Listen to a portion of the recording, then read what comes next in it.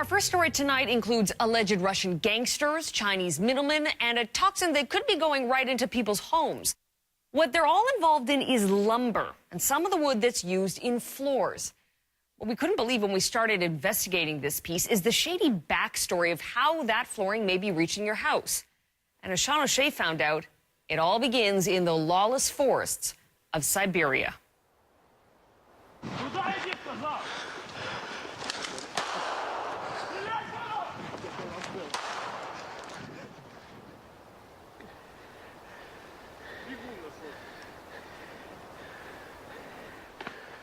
It's overwhelming. It's arguably the hotspot of illegal logging.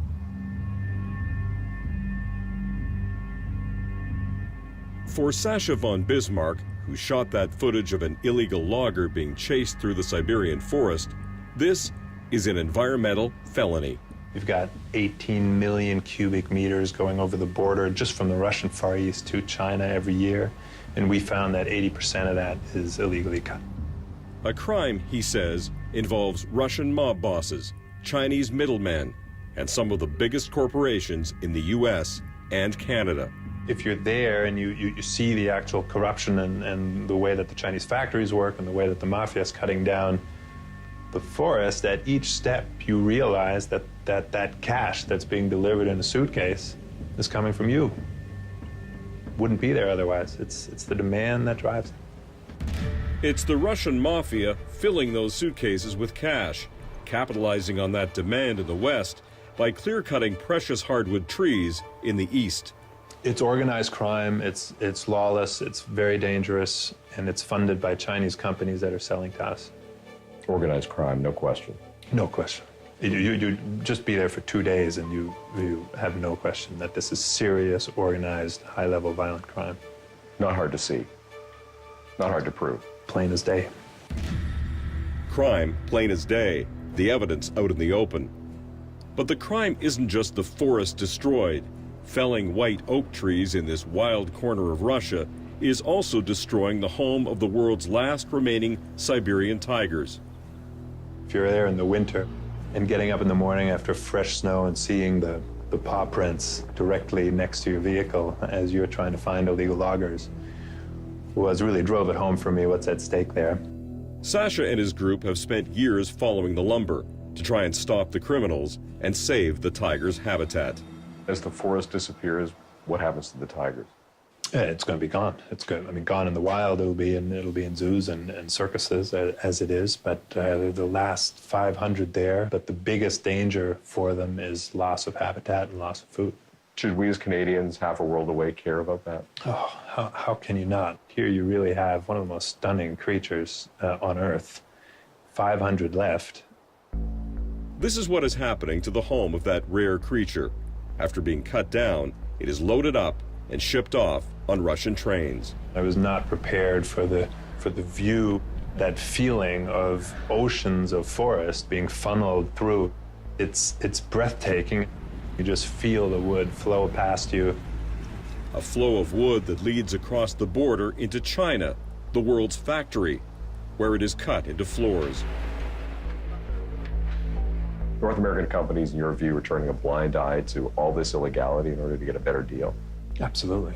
And until recently, in their eyes, it wasn't an illegality, which is sort of unfathomable to, I think, any neutral observer, that doing business in stolen goods is perfectly fine. I started going over to China in 2004. Don Finkel used to run the world's second biggest flooring company and now represents domestic U.S. hardwood suppliers. Cheap Chinese imports were undercutting his business. If we were going to continue as manufacturers of wood flooring in the U.S., we were going to need to have some kind of manufacturing capability in China. When he got to China, it didn't take Don long to figure out why those Chinese imports were so cheap. Producers were willing to sell dubious merchandise, which was cleaned up with fake paperwork. Oh, I need some documentation on this wood to make it, appear legal. No problem. Just show me what it needs to look like, and we'll provide that. Testing data? Sure, we'll put that stamp on your box. I'm not saying that every manufacturer in China will do that, but if you don't somehow weed out the bad guys, how are the good guys going to survive?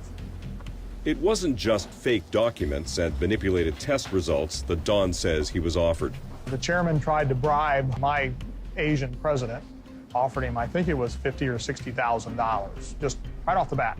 When bribery didn't work, he says the Chinese manufacturer tried one more thing. These young girls who come in and their job is to try to get you drunk. Then one of them, though, was intent on coming back to my room with me, which I was, absolutely not going to do something like that. Because, first off, I wouldn't do that for a whole lot of reasons. But then you think, I've heard stories of people being blackmailed, in those situations. It made me think this is a bad place to do business. There's some reason that those tactics are necessary. Finkel boarded a plane back to America. While the real businessman was heading home, Sasha von Bismarck was getting on a flight in the opposite direction, preparing to play the part of a fake businessman.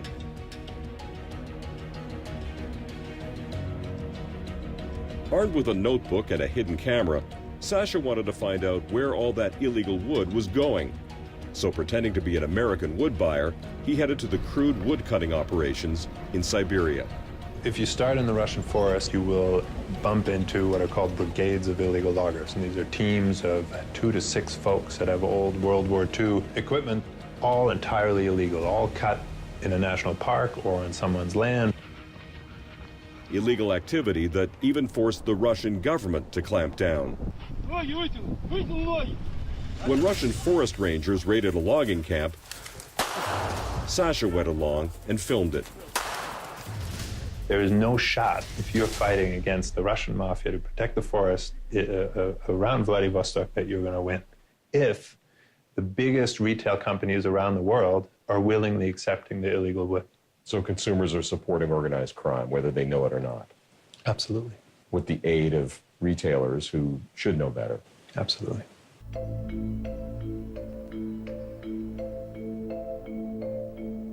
From the forests of Siberia, Sasha followed the wood to China, where, posing as a businessman interested in buying wood flooring, he was invited to dine with Chinese government officials.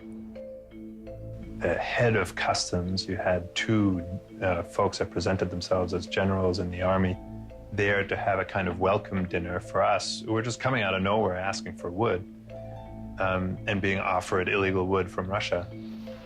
Inside sawmills, Sasha met with mill owners, and the story was the same. He caught it all on hidden camera.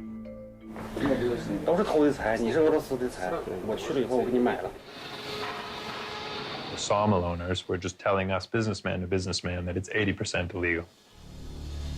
80% illegal, a huge amount that shocked Sasha. But what he found out next alarmed him even more. A lot of that wood was ending up in the U.S. and Canada.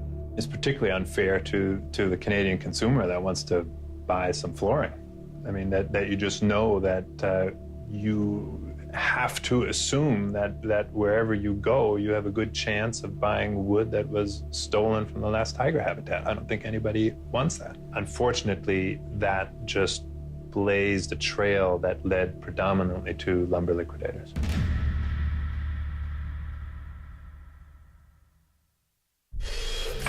Next, flooring that could be dangerous to your health. We went into a retail store, grabbed a sample, tested it. 6 out of 8 flunked, and a lot of them flunked really bad.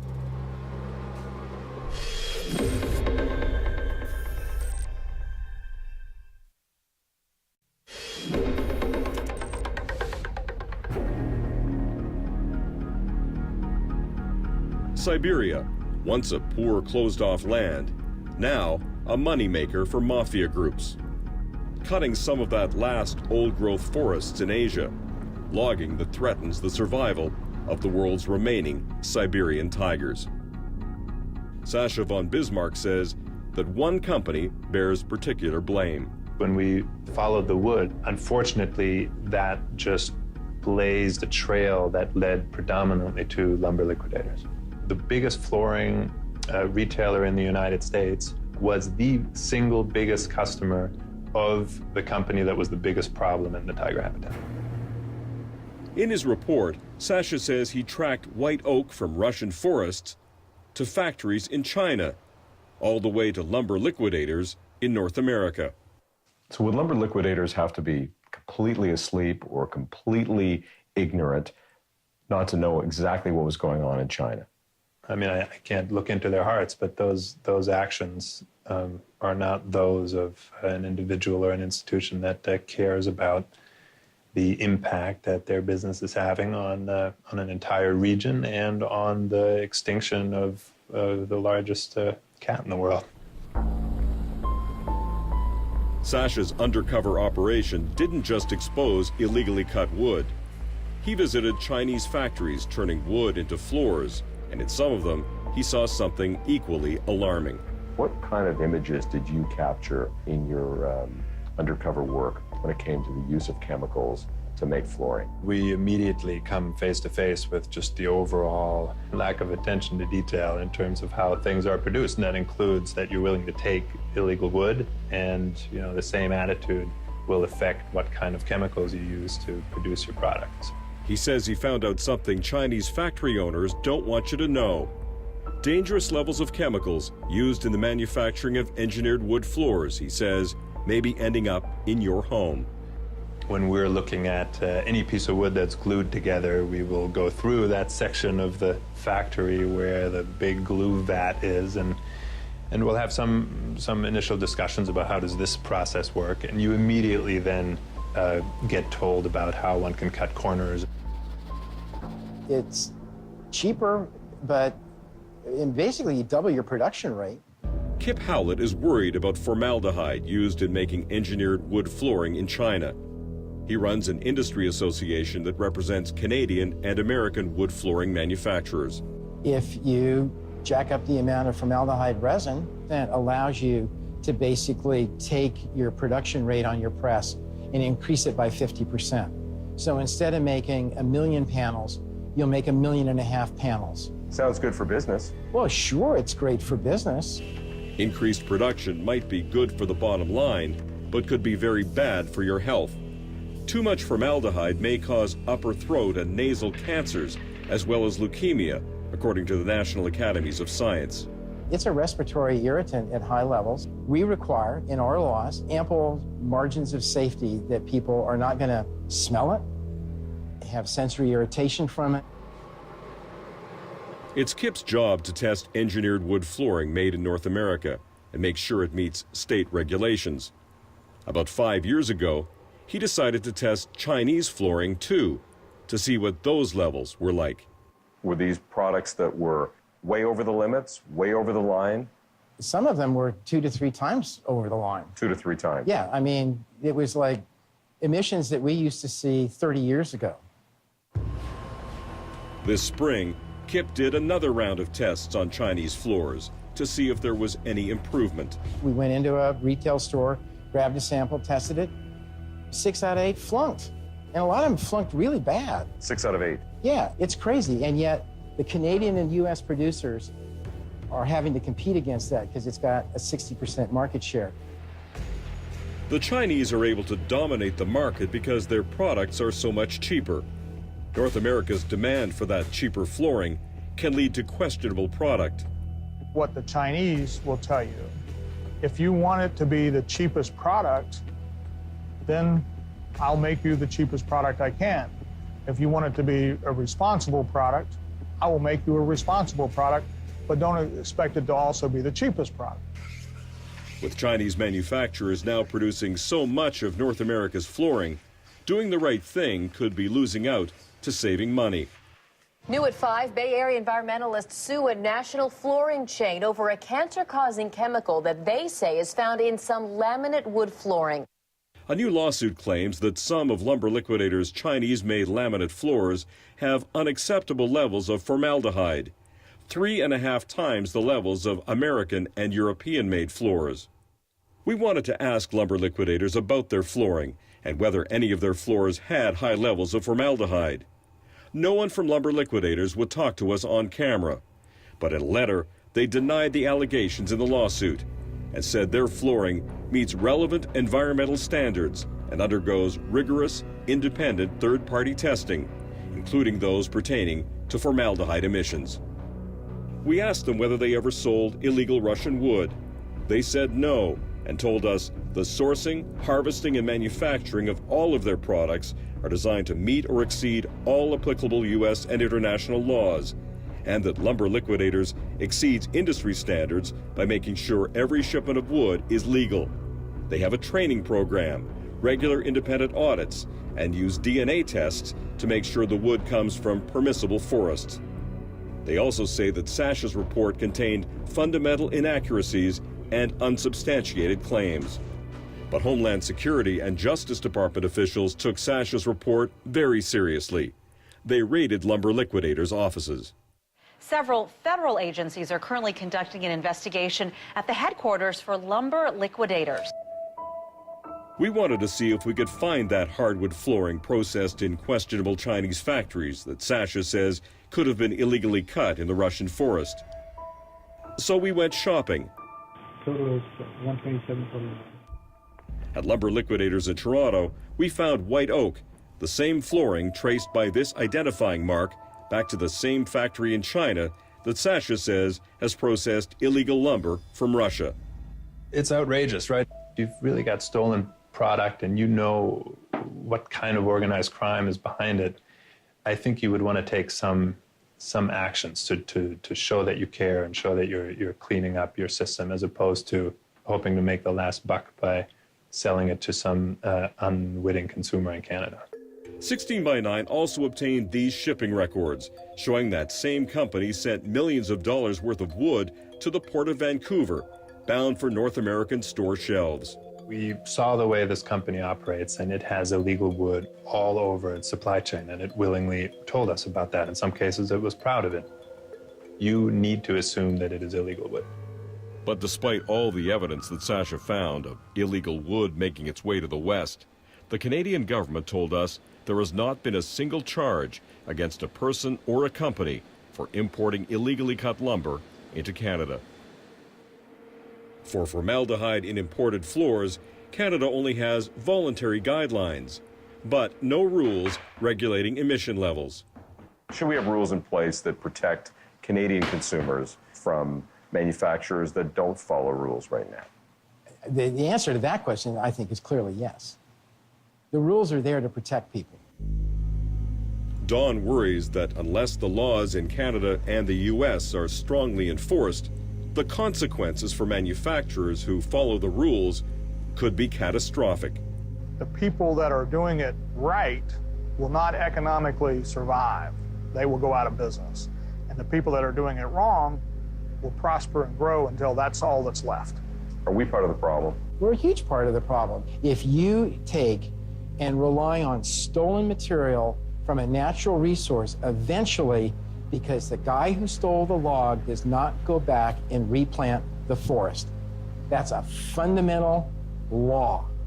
And if they don't, that forest is going to go away.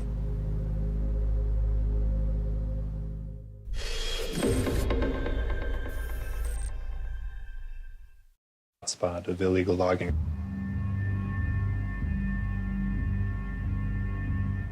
For Sasha von Bismarck, who shot that footage of an illegal logger being chased through the Siberian forest, this is an environmental felony. You've got 18 million cubic meters going over the border just from the Russian Far East to China every year. Our first story tonight includes alleged Russian gangsters, Chinese middlemen, and a toxin that could be going right into people's homes. What they're all involved in is lumber and some of the wood that's used in floors. What we couldn't believe when we started investigating this piece is the shady backstory of how that flooring may be reaching your house. And as Sean O'Shea found out, it all begins. You realize that cash that's being delivered in a suitcase is coming from you. Wouldn't be there otherwise. It's the demand that drives it. It's the Russian mafia filling those suitcases with cash, capitalizing on that demand in the West by clear-cutting precious hardwood trees in the East. It's organized crime. It's in the lawless forests of Siberia.